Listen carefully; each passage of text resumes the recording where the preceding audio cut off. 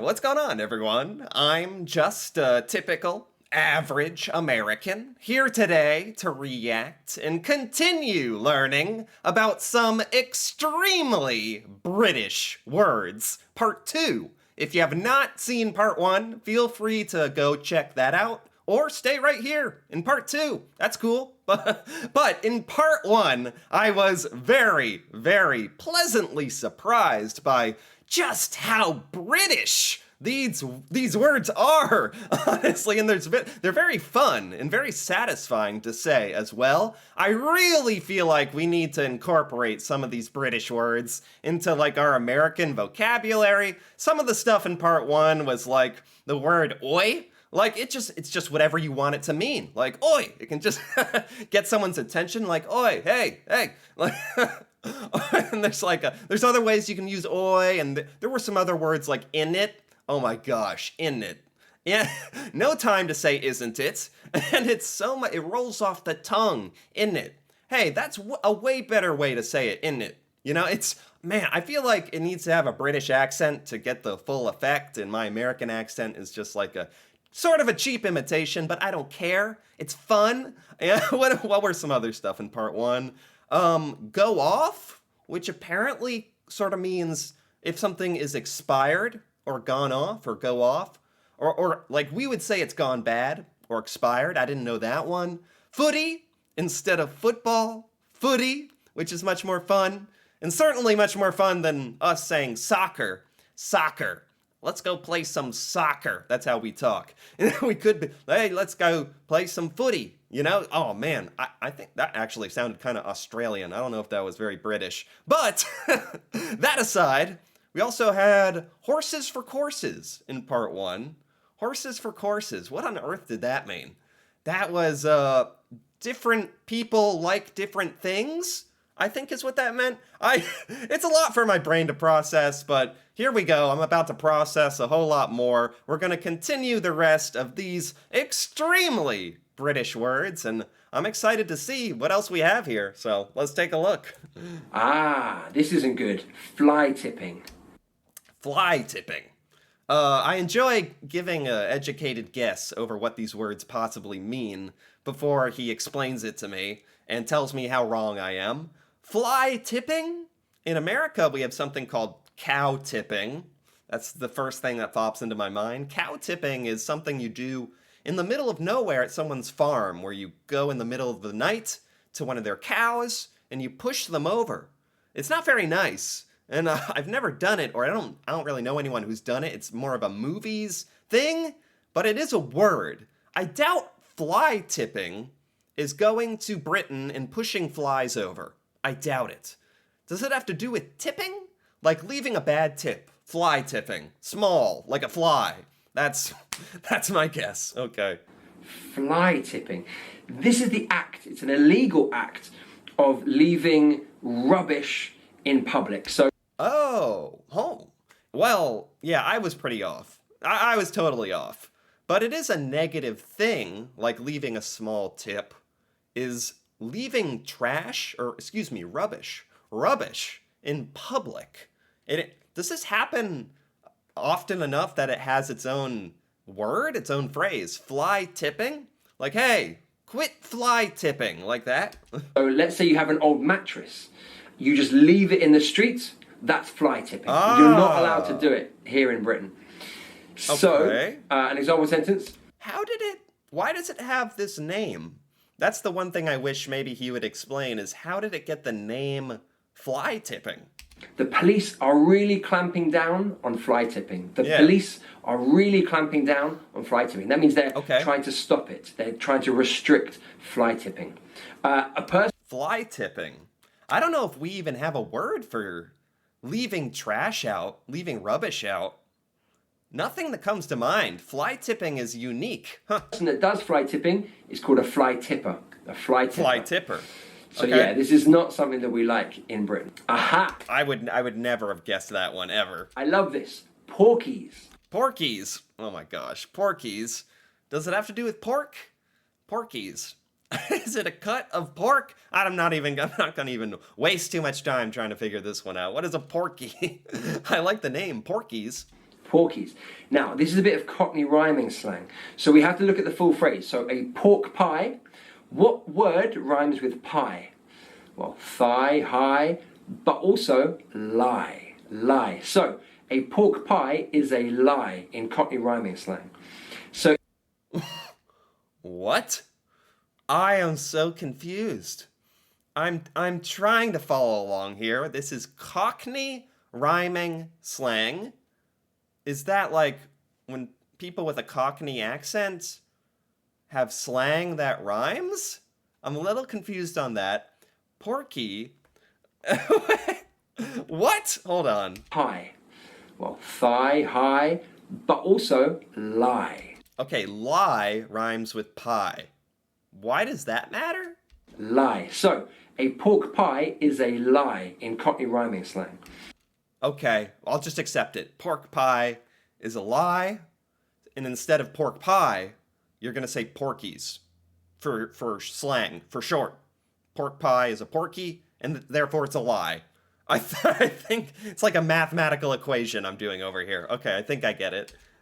So if you're telling porkies, then you're telling a lie. You're telling lies. So an example sentence. Okay. I know when you're telling me porkies because you go red and you start to laugh nervously. Oh my, if someone came up to me and was like accusing me of telling porkies, I would not have known what is going on. I'd be like, do I have something on my face? Like porkies? Like what? This is very good. That I actually understand what we're talking about. Okay, very good. Now that I understand, I like it. And I'm ready to use this on some other Americans to utterly confuse them. And then when they're like, if they're like, how was I supposed to know what porkies meant? I'd be like, hey, it's obvious. It's just a Cockney rhyming slang with a pork pie and lies. Duh. So I know when you're telling me porkies because you go red and you start laughing nervously. Now I'm curious to know, what do you do when you tell porkies? Do you go a bit red? Do you start laughing? Porkies. Do you kind of look awkwardly? Is porkies common in Britain, throughout Britain? Or is it something to do with this Cockney accent in particular? That I'm a little confused on that. Tell me what you do in the comments below. Okay, number 13, Jim Jams. Jim Jams. Sounds like a children's cereal, a snack with jam. Jim Jams. Yeah, for sure. Jim Jams means pajamas. Oh. It's a kind of... Whoops. That actually kind of makes sense. In America, we call them pajamas, PJs, jammers. So actually, Jim Jams, I've even probably heard jams, or definitely jammers, pajamas. Jim Jams is kind of fits right in there perfectly. I like it, Jim Jams. It's actually kind of similar to some of the stuff we say here about pajamas. of playful, slightly childlike way to say pajamas. Okay. I like it. I like so it. I might say to my niece and nephew, all right guys, it's time to get into your Jim Jams and go to bed. So it's time to get into your pajamas. Your Jim Jams. Number 14, fizzy drink. Fizzy drink. So a fizzy drink is literally what it says it is. It's a fizzy drink. How is this a British word? How is this is this a slang? I guess if we're being literal here, in America, we don't say the word fizzy drink. We would say like Coke or soda or pop. Is this fizzy drink is almost like the technical way of saying it. If someone was like, I would like a fizzy drink, I'd be like, okay, why are you saying that? Like, are you a robot? A fizzy drink? And is this leading me to believe that in Britain, you would say, hey, let's go get a fizzy drink? Instead of saying, let's get a soda, let's get a Coke. Is that, I've never heard this ever. A fizzy drink. In American English, that would be a soda. A soda. So we're talking... Wait a minute. You can't tell me that in Britain, people don't say soda. You can't know. People say soda in Britain, right? Did they say fizzy drink instead? Hold up. About a carbonated drink like a Coca-Cola, Pepsi, Fanta, etc., etc. So I'm trying to cut down on fizzy drinks. I'm trying to cut down on fizzy drinks because they're bad for my teeth. Number 15. What? I'm looking this up. Hold on, I'm not letting this slide. What do they call soda in the UK? Let's say. What? What? What? What? What? Fizzy drink? No. How have I gone this long without ever knowing this? This is this is a very common word for me to have never heard. A fizzy drink? Oh, I almost don't believe. Oh, do Brits say soda? I am in denial here. I'm in denial. I don't. How have I never heard this? Okay. Yes, the British word for soda is soda. However, soda is used differently in the UK and US. UK, fizzy drink. There it is again, fizzy drink. Fizzy drink is a common term for soft drinks. Yeah, we say soft drinks. Maybe that's what I should be thinking more of, soft drinks. We say soft drinks, that's true. And that's kind of in the realm of saying fizzy drink. I just can't believe how common this word is, soda here. Yet in Britain it's fizzy drink, such as Coke, Pepsi, Fanta, pop, and fizzy drink. Pop and fizzy pop are said in Northern England, South Wales, and in the US soda is used. I guess maybe soda is used a little bit in Britain? Maybe? I hope. Or everything I know is a lie. In America, we just say soda. Some parts of America say pop. Some parts say Coke. But apparently in Britain, a lot of people say fizzy drink. This, I never knew. Wow. This is why I love watching videos like this. Learning the most random facts possible about British language, British words. Okay, fizzy drink. Good. Fizzy drinks. I'm trying to cut down on fizzy drinks because they're bad for my teeth. Okay. Number 15, off your trolley. Off your trolley. We have a phrase similar to this. I think we say off your rocker. Off your rocker means you're crazy. You're insane. Does off your trolley mean crazy? What does this mean? Well, if you're off your trolley, you're crazy. Okay. It's another way to say that someone is crazy. Okay. You are off your trolley if you think, I'm going to do your homework for you. So you are crazy if you think that. That's funny. That's funny how similar those are. I haven't heard off your trolley, but I instinctively knew what it meant because we have off your rocker, and it's so similar, off your trolley. That's funny how similar those are, and they mean the same thing. Okay, cool, off your trolley. I like that at least as much as off your rocker. They're both pretty good. All right, let's keep going. This one is brilliant. I don't think I've ever taught this word before. Now, it's a very northern English word. We don't really use it in the south of England. Okay. But in the north, they would say knout. Knout. Knout. Like newt, which is some kind of salamander or gecko, right? Or lizard. Knout. I'm sorry, it's not giving me anything. Like knout, N-O-W-T. What am I supposed to infer from knout? I have no idea. When they mean nothing. Okay? Nothing. Huh. It means nothing. I like that. Knout. It kind of reminds me of the word nada. Like, I've got nada for you. Niche, nada. There's weird little made-up words sometimes we say. Nada, for sure, means nothing. This reminds me of it. Maybe because it just starts with an N. Knout. I got knout for you. You hear me? Knout. I could get used to saying that. So if they said, for example, I've had knout to eat today. I've had knout to eat today. That means I've had nothing to eat today. Okay. So knout is a really common word in Yorkshire, particularly in Yorkshire, and that region, the north of England. That's cool, learning about some regional, slang, if you want to call it, in Britain. That's cool. Different areas definitely have their own slang. This is Northern England. Okay. Knout. Number 17, a light. A light. A light is a word, right? A light. You can set something alight. You can set something on fire. Is that not what this means? A light. That's the only guess I have, although I feel like that's not going to be what it is, right? I like. Now, this is a more formal way of saying get off. Now, I hear it most commonly on transport. So, Get off? Like to tell someone to get off of something? Get out of the car? Get off the bus? A light? How? I've never heard that. How would you use it in a sentence? if you're on a train, you might hear the public announcement saying, please alight here for Baker Street. Oh, interesting. Please alight here. Please get off here.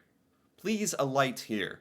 If I gotta be honest, if I had heard this before, I would have had absolutely no idea what was being said. This word, to me, doesn't convey anything. You have to be explained, this one, as an American, for sure. Like a lot of these stuff, a lot of this stuff, to be honest. Alight. Is this a pretty common British word? He says it's formal. Okay, it's formal. Please alight here for Baker Street. So Kind of like depart? Like in America, it'd be formal. Like, please depart here for the next station. Or, I don't know. That's kind of the first example that popped into my mind. A little more formal. please get off here for Baker Street. So Right. alight is a kind of more formal way of saying that. Number 18, love. Love? Love. Well, love definitely has a definition. And I'm sure it's the same in Britain and America. Love, to love something, love somebody.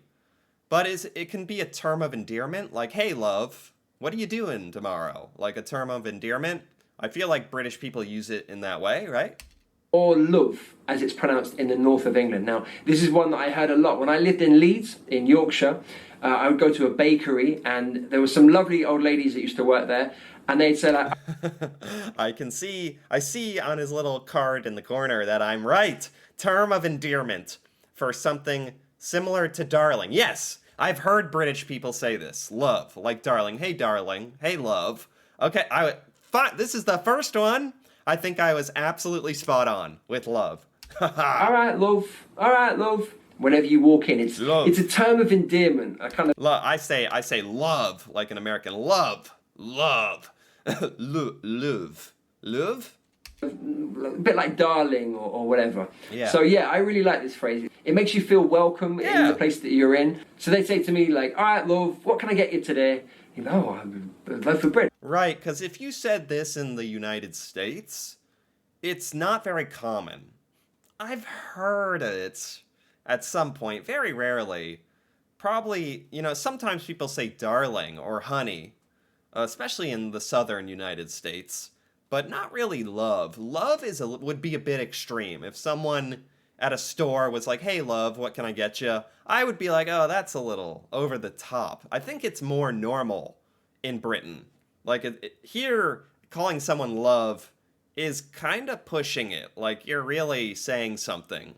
Like, it's not casual. Like, and it's just not used much here. So it would stick out and be some people might be uncomfortable if you called them love.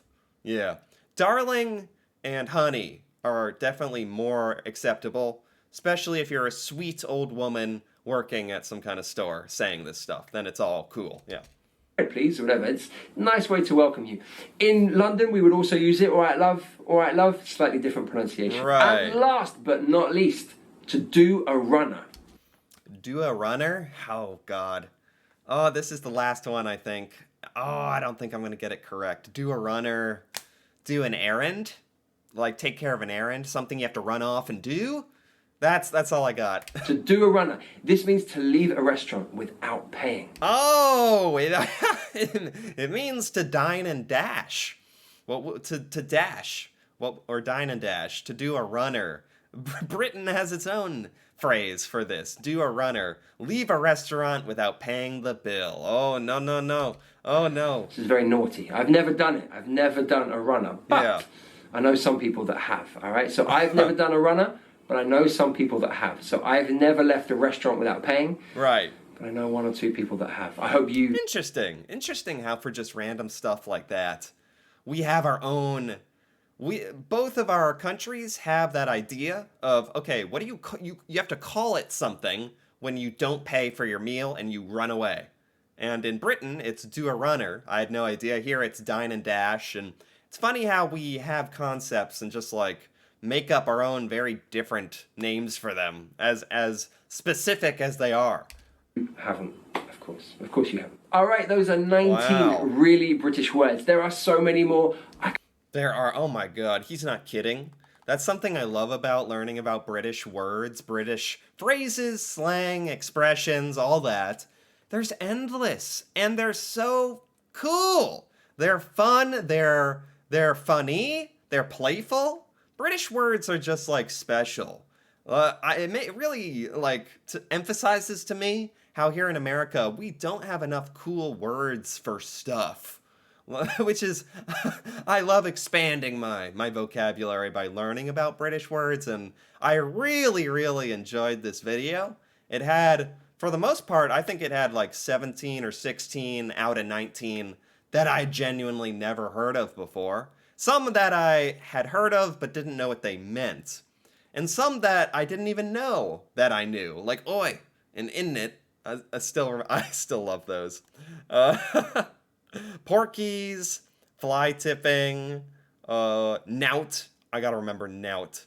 Love, probably not love. I might get into trouble for that one. But yeah, this is super cool, super interesting. So anyway, if you enjoyed this as well, feel free to give this video a like or leave a comment, perhaps with what you think are some really interesting British words that maybe belonged in this list, or if I didn't understand something correctly, which is entirely possible, let me know. I know I had a lot of questions during this.